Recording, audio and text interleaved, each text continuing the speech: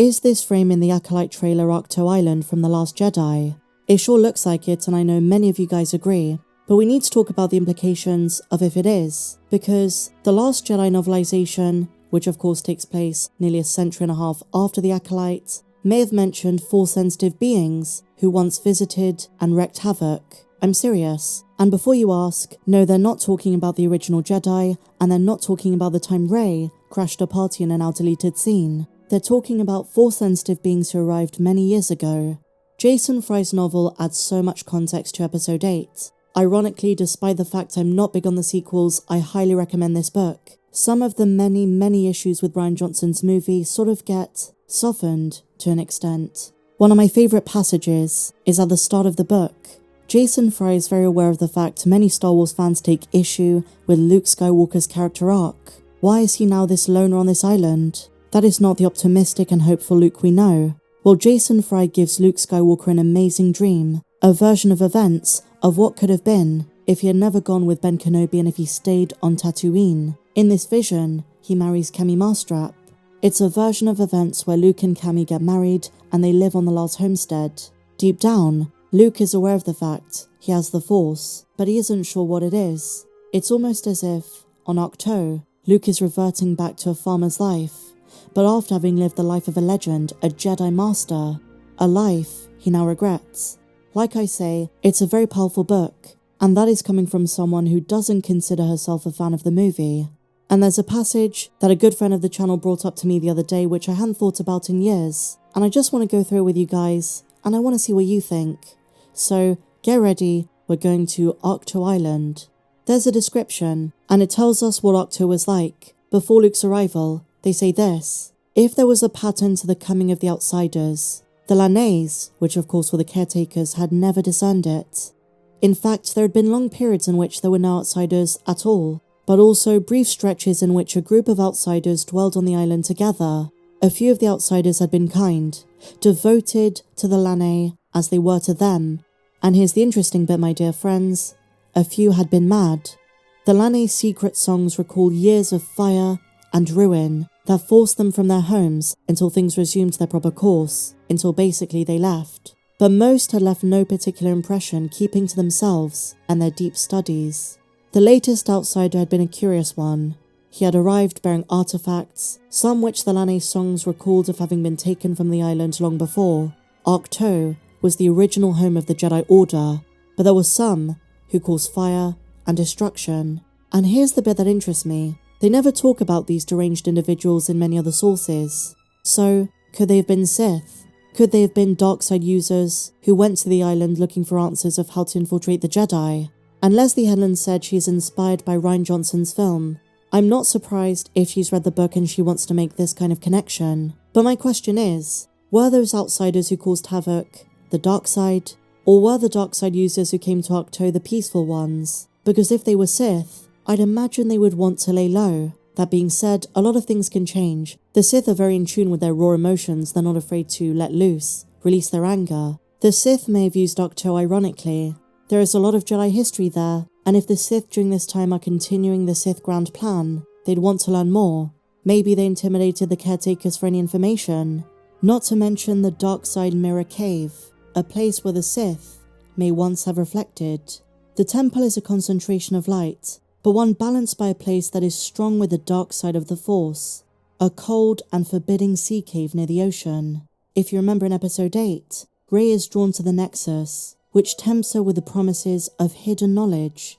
This may have drawn in whatever Sith is around during the time of the Acolyte, whether this person is a fully fledged Sith Lord or the first apprentice of Darth Tenebrous. If this dark side user is interested in the Jedi and is going to reveal themselves, then you would imagine somewhere like Ahch-To would provide the perfect Force vergence where the Jedi were once established. And if we are going to Ahch-To, are we going to see porgs? Is that what's on the menu for dinner?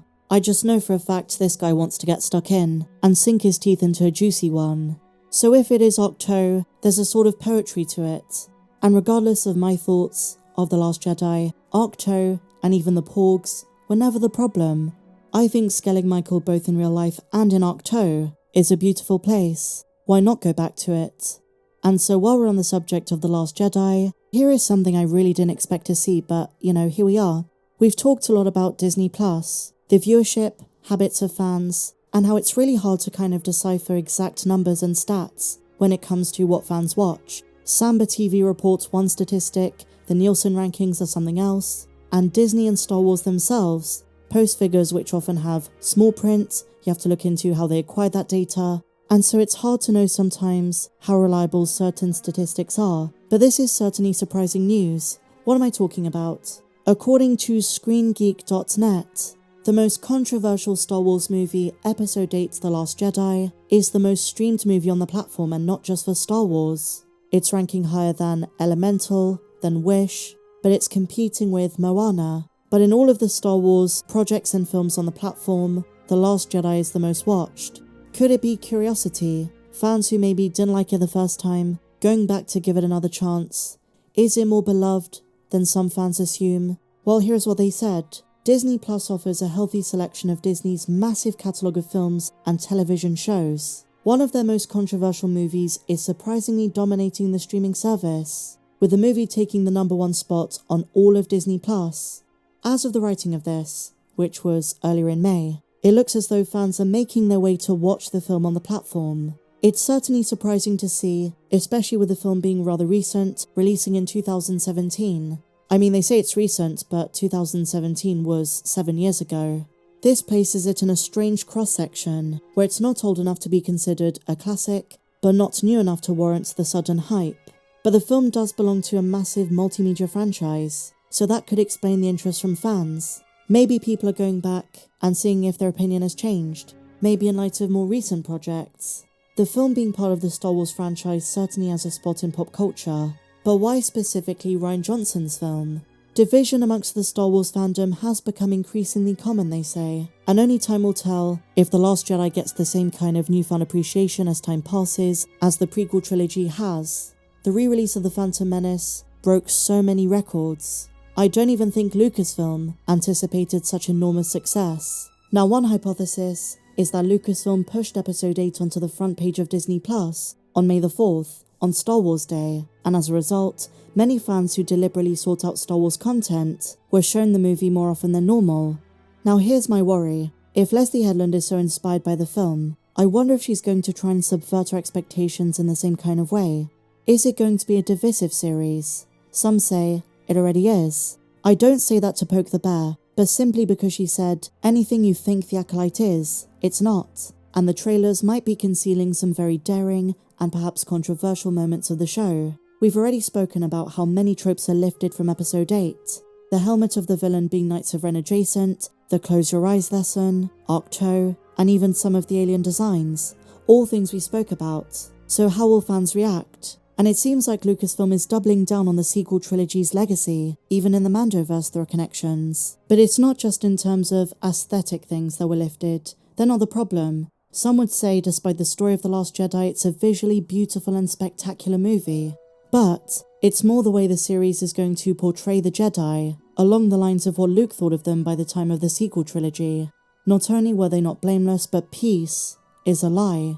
It's even in the trailer itself, which by the way is the first line of the Sith code. So if it's from the perspective of the dark side and the Sith, this makes sense, but it depends on how far she goes with it. And I'm just looking for a little bit of consistency.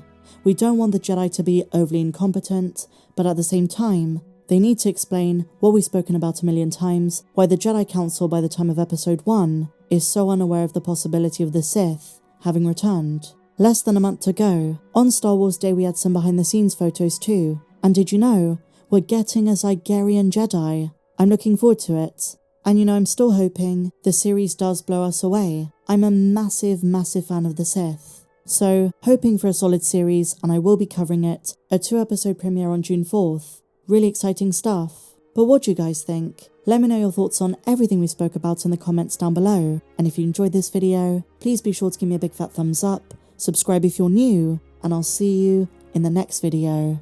May the Force be with you, always.